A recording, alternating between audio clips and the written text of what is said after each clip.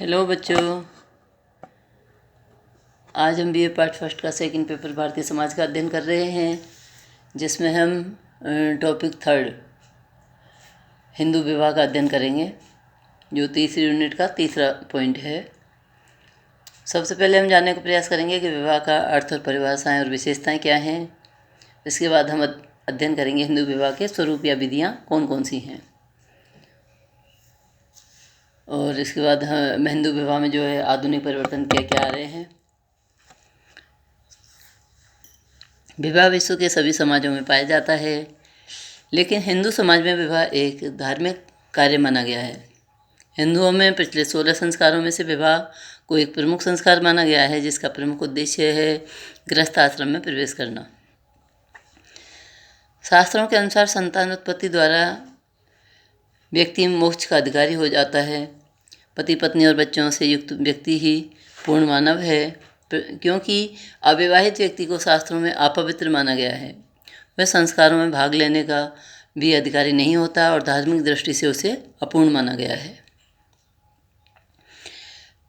विवाह का अर्थ है कि विवाह स्त्रियों और पुरुषों को पारिवारिक जीवन में प्रवेश करने की एक संस्था माना गया है। विवाह शब्द संस्कृत भाषा के उद्दुह शब्द से बना है, जिसका तात्पर्य है वधू को वर के घर ले जाना।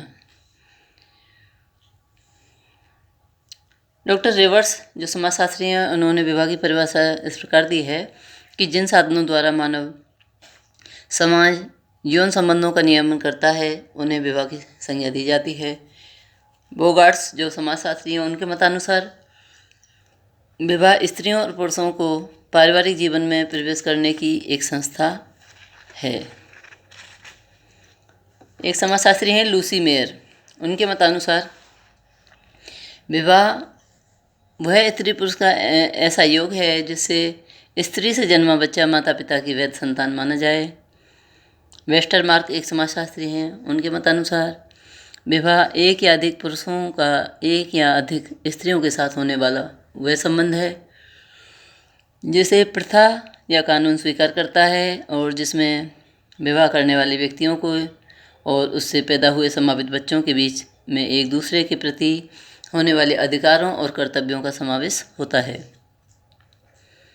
इन परिभाषाओं के आधार पर निष्कर्ष निकलता है कि विवाह एक समाज एवं कानून द्वारा मान्यता प्राप्त पद्धति है, जिसके द्वारा स्त्री पुरुष परिवार की स्थापना करते हैं तथा पारिवारिक जीवन प्रारंभ करते हैं, यौन इच्छा की पूर्ति करते हैं, संतानोत्पत्ति, बच्चों का पालन पोषण तथा समाजीकरण करते हैं, पति पत्नी तथा संतानों में परस्पर सामाजिक, आर्थिक, कानूनी अधिकार तथा कर्तव्यों की व्यवस्था होती है।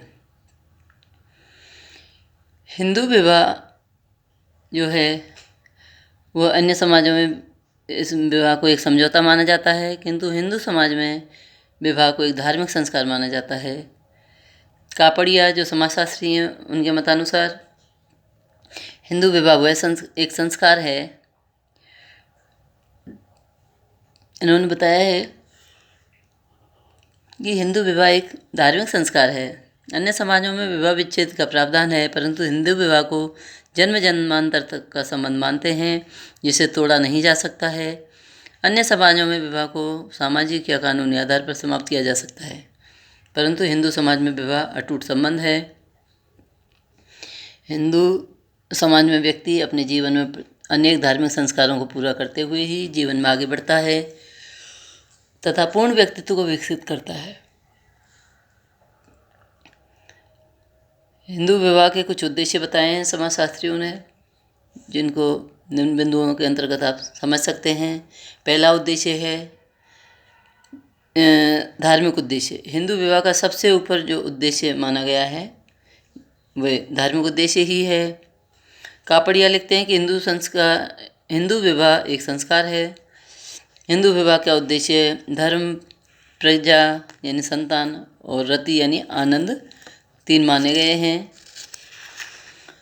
दूसरा उद्देश्य है पुत्र प्राप्ति करना, हिंदू विवाह का जो प्रमुख उद्देश्य माना गया है। तीसरा है रति। रति का तात्पर्य है डॉक्टर कापड़िया जो समाजशास्त्री बताते हैं कि तीसरा उद्देश्य रति यानी आनंद या यौन संतुष्टि है। विवाह में यौन संबंध की निम्नतम भूमिका पर बल देने के लिए जातियों के लिए रति का उद्देश्य निम्नतम है।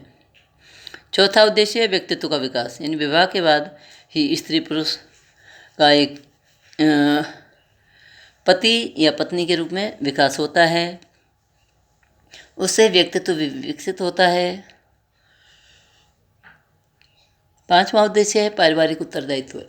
व्यक्ति की स्थिति परिवार में दो प्रकार की होती है, एक संतान के रूप में और दूसरी पिता के रूप में। जब वह छोटा होता है तो उसके माता पिता और अन्य स्वजन उसका पालन पोषण करते हैं। इस ऋण को चुकाने के लिए विवाह करके अपने वृद्धजनों की सेवा पत्नी के साथ करनी चाहिए।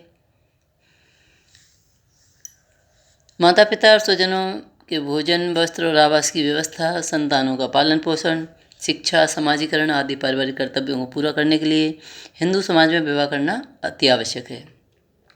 छठवां उद्देश्य है वो है सामाजिक उत्तरदायित्व।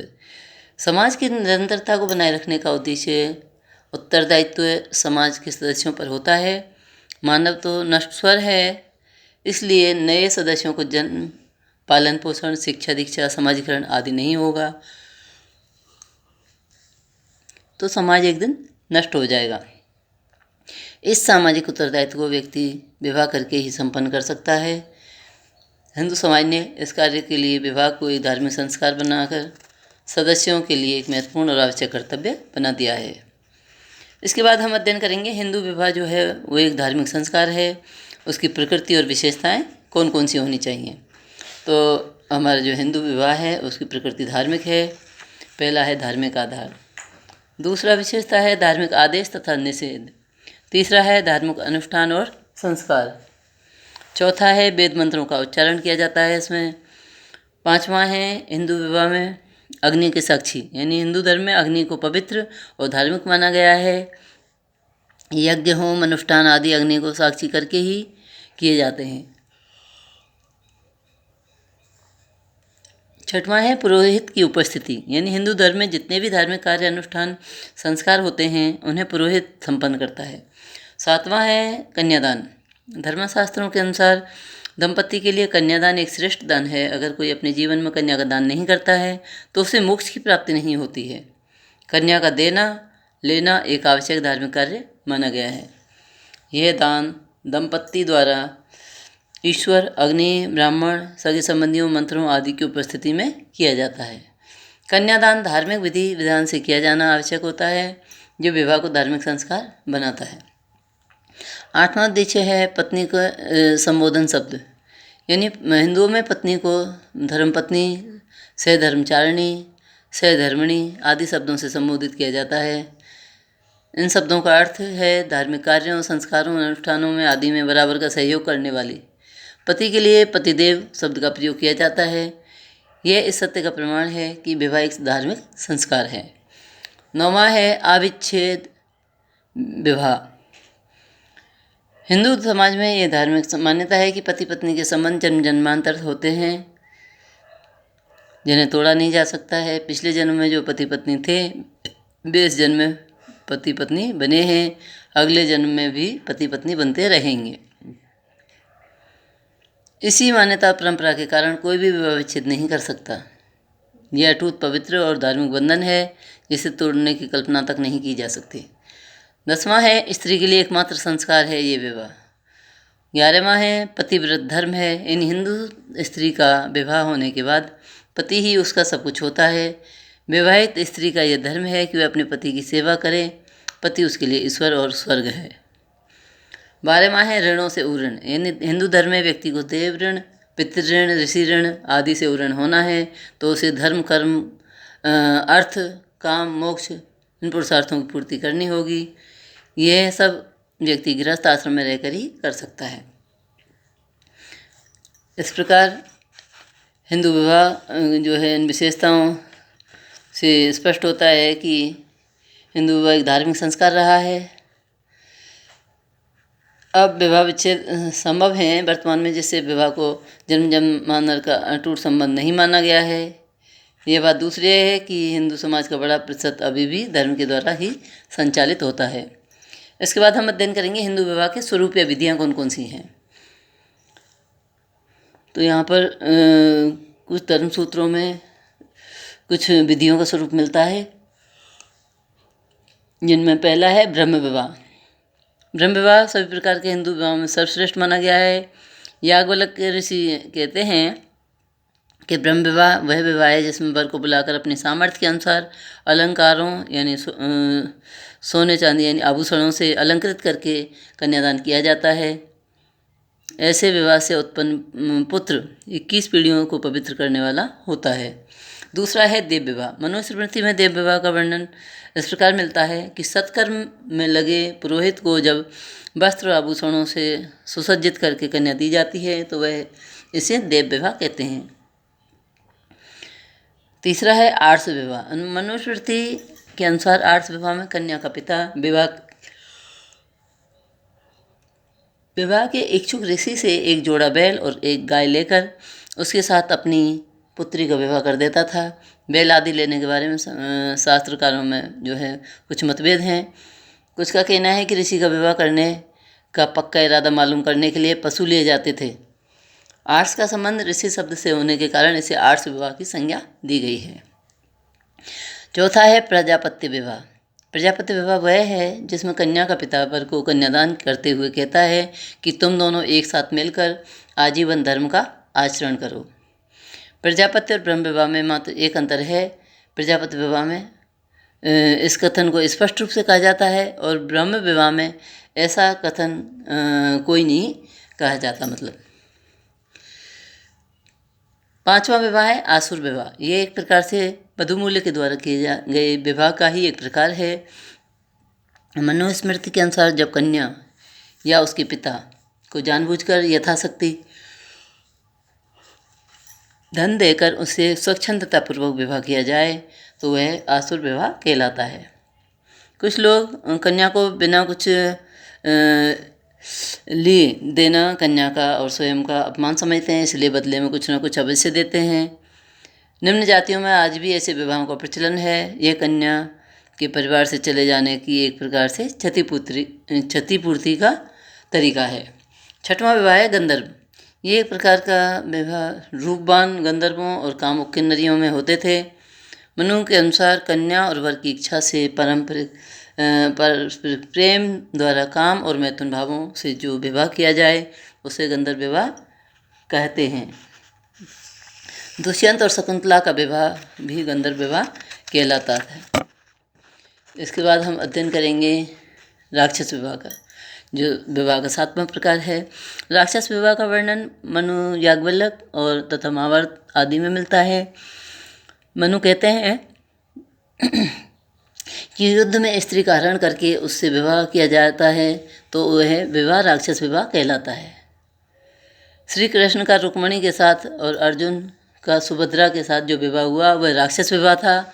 भीष्म ने अपने भाइयों के साथ विवाह के लिए काशी के राजा की पुत्रियों अम्बा, अंबिका और अम्बालिका का हरण किया था। इन सब तथ्यों से स्पष्ट होता है कि स्मृति काल के पहले प्रकार के विवाह प्रचलन में थे। क्षत्रियों में युद्ध के द्वारा मनचाही स्त्री का हरण करके विवाह करने का प्रचलन अधिक था, इसलिए इस विवाह को छात्र विवाह भी कहते हैं। आठवां प्रकार है पैशाच विवाह। मनु ने पैशाच विवाह की निम्न व्याख्या की है। सोई हुई, उन्मत्त, घबराई हुई, मदिरापान की हुई या राह में जाती हुई लड़की के साथ बलपूर्वक कुकृत्य करने के बाद उससे विवाह करना पैशाच विवाह कहलाता है। इस विवाह को शास्त्रों में सबसे निकृष्ट और अधर्म माना गया है। वशिष्ठ ऋषि ने इस विवाह को मान्यता नहीं दी।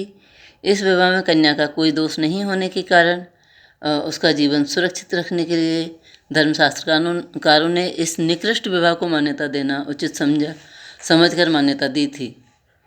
इस मान्यता से कन्या का कोई कौमार्य भंग हो जाने के बाद भी सामाजिक अपमान और बहिष्कार से सुरक्षा प्रदान करने और सम्मान से जीवन व्यतीत करने के लिए अधर्म होते हुए भी यह प्रावधान रखा गया। इस प्रकार 8 प्रकार के विवाहों में ब्राह्मण विवाह सर्वोत्तम और देव प्रजापति को मध्यम, आर्ष, असुर, गंधर्व को निकृष्ट, राक्षस और पैशाच विवाह को महाभ्रष्ट विवाह माना गया है। आजकल केवल ब्राह्म विवाह और आसुर विवाह ही अधिक प्रचलित हैं।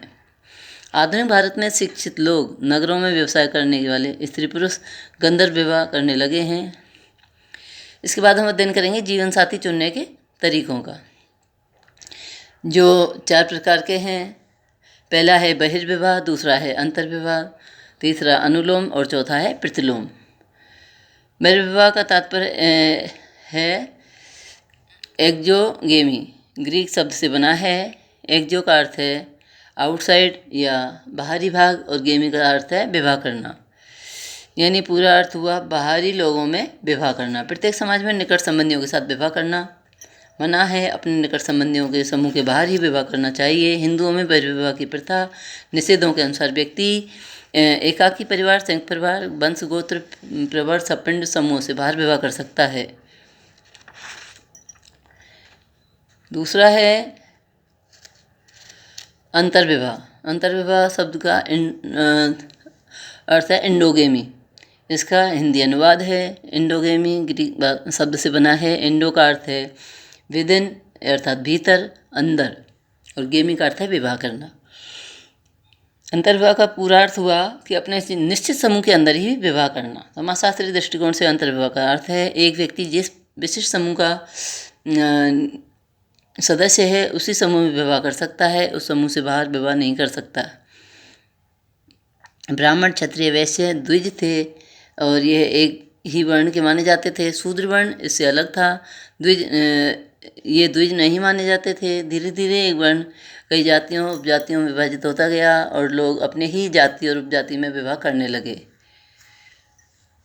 इसके बाद आता है अनुलोम विवाह। अनुलोम विवाह अंग्रेजी शब्द हाइपरगेमी का हिंदी रूपांतर है। हाइपरगेमी ग्रीक शब्द से बना है जिसका हाइपर का तात्पर्य है ओवर यानी ऊपर और गेमी का अर्थ है विवाह करना, यानी अपनी जाति से ऊपर यानी अपने धर्म से ऊपर विवाह करना। इस प्रकार के विवाह में वर और वधू की सामाजिक श्रेणी, जाति, वर्ण, वर्ग, कुल आदि देखे जाते हैं। अगर वर वधू से उच्च सामाजिक श्रेणी, वर्ण, जाति, वर्ग या कुल का है तो ऐसा विवाह अनुलोम विवाह यानी कुलीन विवाह कहलाता है। इसमें उच्च सामाजिक स्थिति का वर होता है और निम्न सामाजिक स्थिति की वधू होती है। ब्राह्मण लड़के का विवाह क्षत्रिय, वैश्य, शूद्र लड़के से होता है, ऐसा विवाह अनुलोम विवाह कहलाएगा। ऐसे विवाह प्राचीन काल में मान्य थे। चौथा प्रकार है प्रतिलोम विवाह। प्रतिलोम विवाह अंग्रेजी के हाइपोगेमी का अनुवाद है। हाइपोगेमी ग्रीक से बना है शब्द से बना है। हाइपो का अर्थ है ब्लो यानी और गेमी का अर्थ है विवाह करना। पूरा अर्थ हुआ निम्न वर्ण, जाति, श्रेणी, वर्ग में विवाह करना। अनुलोम विवाह का एक विपरीत रूप प्रतिलोम विवाह है। यह वह विवाह है जिसमें वधू उच्च श्रेणी, वर्ण, वर्ग, जाति या कुल या वंश की होती है और वधू की तुलना में वर निम्न श्रेणी, वर्ण, वर्ग, जाति, कुल या वंश का होता है। ब्राह्मण लड़की का विवाह क्षत्रिय, वैश्य, शूद्र लड़के से और क्षत्रिय लड़की का विवाह वैश्य और शूद्र लड़के से और वैश्य लड़की का विवाह शूद्र लड़के से होना ही प्रतिलोम विवाह कहलाता है। इसके बाद हम अध्ययन करेंगे हिंदू समाज में जो है आधुनिक परिवर्तन क्या क्या आ रहे हैं, उनको मैं कुछ बिंदुओं में आपके सामने बताने जा रही हूँ, जिनमें पहला है उद्देश्यों में परिवर्तन होना। यानी धर्मशास्त्रों के अनुसार हिंदू विवाह के उद्देश्य यानी धर्म, प्रजा और रति, ये 3 उद्देश्य हैं। इनमें परिवर्तन आ रहा है, परंतु अब धार्मिक उद्देश्य कम हो गए हैं यानी समाप्त से हो गए हैं। दूसरा है विवाह आवश्यक संस्कार नहीं रहा। तीसरा है विवाह के संस्कारों में परिवर्तन हो गया है। चौथा है रीति रिवाजों में परिवर्तन हो गया है। पांचवा है हिंदू विवाह संस्था में से संबंधित जो अनेक निषेध थे, जैसे अंतर्विवाह, बहिर्विवाह, सपिंड, सगोत्र विवाह निषेध, अंतर्जातीय विवाह निषेध, इन सब में परिवर्तन हो गया है। छठवां है बाल और विलंब विवाहों में परिवर्तन, यानी नगरीकरण, औद्योगिकरण, आधुनिक शिक्षा, यातायात, संचार के साधनों ने बाल विवाह का प्रतिशत घटाया है। सातवां है दहेज प्रथा के प्रभाव में वृद्धि। आधुनिक समय में यानी भौतिकवाद की ओर सबका आकर्षण बढ़ रहा है। आधुनिक उपभोग की वस्तुएं जैसे रंगीन TV, fridge, VCR, car, scooter आदि वस्तुएं हर कोई चाहता है। लोगों ने इन्हें प्राप्त करने का सरल तरीका दहेज द्वारा पूरा करना अपना लिया है, तो दहेज प्रथा में वृद्धि होने लगी है। नेक्स्ट है विधवा पुनर्विवाह को बढ़ावा मिला है। नेक्स्ट है वैवाहिक अधिकारों में परिवर्तन हो रहा है। नेक्स्ट है विवाह और अविवाहित में समानता बढ़ गई है। और वैवाहिक साथी के चुनाव में स्वतंत्रता आ गई है। नेक्स्ट है वैवाहिक साथी की खोज के जो तरीके हैं उनमें परिवर्तन आ रहा है। और नेक्स्ट है प्रेम विवाहों में वृद्धि हुई है। नगरों और महानगरों में लड़के लड़कियां एक दूसरे के संपर्क में आते हैं, उनमें रोमांस चलता है, प्रेम होने पर विवाह कर लेते हैं, माता पिता से अनुमति मांगते हैं, जहां माता पिता सहमति दे देते हैं और व्यवस्था बनी रहती है। अनुमति नहीं देने पर संबंध टूट जाते हैं।